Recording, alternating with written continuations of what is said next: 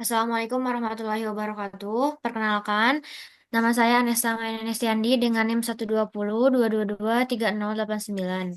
Dan rekan saya, Ilmi Syabana dengan NIM 12 0222 0122. kami akan mendemonstrasikan pembuatan dashboard analisis KPI penjualan. Tools yang kami gunakan yaitu Heidi SQL untuk database dan untuk visualisasinya kami menggunakan Looker Studio. Mari kita mulai ke prosesnya. Yang pertama, kita buka dulu Heidi SQL.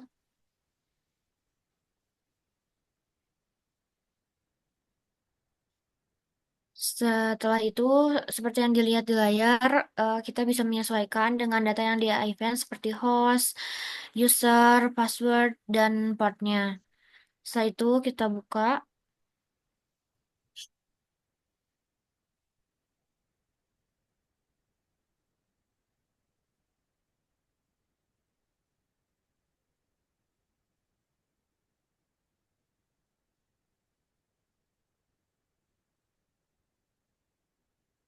Nah, seperti yang dilihat di sini ada query-querynya. Kalau kita run nanti akan menampilkan 4 table dengan satu tab fact table, fact cells, dan 3 dimensi tabelnya.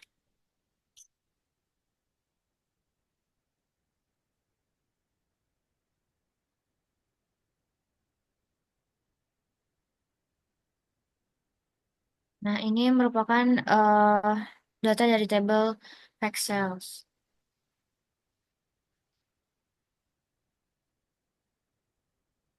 Ini untuk tabel dari dimensi location, dan ini untuk tabel dim product.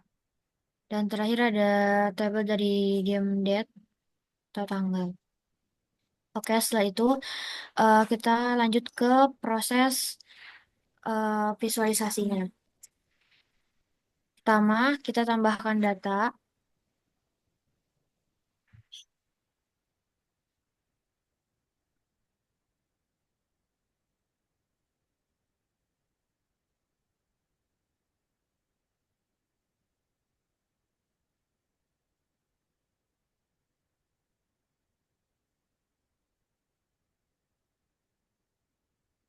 Kita pilih MySQL, kemudian masukkan host sesuai yang ada di IPAN.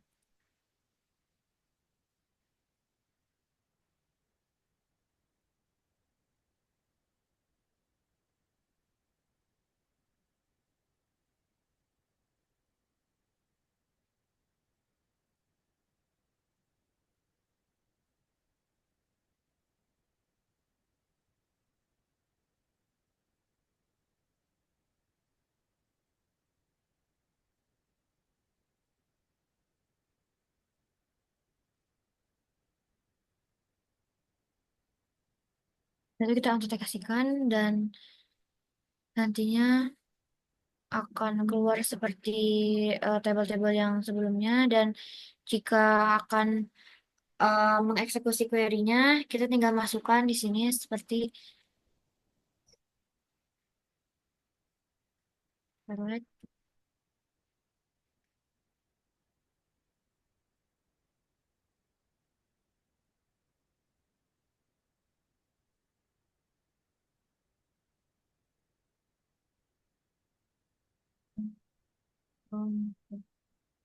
karena kita sebelumnya sudah membuatnya, jadi kita langsung ke analisis hasil dari KPI yang kita buat sebelumnya.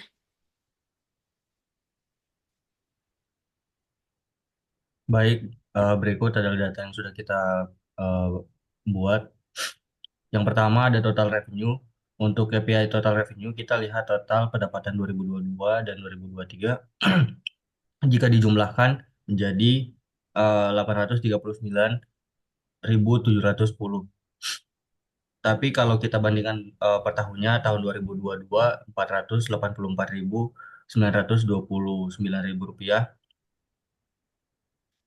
Untuk tahun 2023, 354.782 rupiah. Akhirnya terjadi penurunan 26%, 26,8%. 44% dari tahun 2022 ke 2023. Padahal target kita justru menaikkan pendapatan sebesar 10%. Ini menunjukkan ada masalah serius dalam penjualan. Beberapa kemungkinan penyebab produk bestseller di 2022 mungkin tidak laku di 2023. Ada perubahan tim sales atau strategi pemasaran, atau faktor eksternal seperti resesi atau kompetitor baru. Selanjutnya, yang kedua, total diskon. Jumlah diskon yang diberikan sangat kecil, hanya 0,07% dari total pendapatan. Angka ini jauh di bawah batas maksimal 10% yang ditetapkan. Artinya perusahaan berhasil mengendalikan diskon dengan ketat, namun kita perlu mengevaluasi apakah kebijakan ini optimal untuk meningkatkan penjualan. Selanjutnya, rata-rata nilai transaksi. Nilai rata-rata transaksi adalah 400 adalah 497.000, melebihi target 300.000. Ini menunjukkan bahwa strategi penjualan seperti upselling atau paket produk berjalan efektif. Selanjutnya adalah tingkat pertumbuhan pendapatan. Kita melihat angka pertumbuhan yang sangat tinggi mencapai 1.700 1.752%. Angka ini tidak wajar dan mungkin disebabkan oleh perbandingan bulan yang tidak seimbang, misal bulan sepi dan bulan ramai. Kemungkinan kesalahan dalam data atau perlu dilakukan pengecekan ulang terhadap metode perhitungan ini. Selanjutnya, yang kelima adalah pencapaian target penjualan. Pencapaian target penjualan melebihi 200%.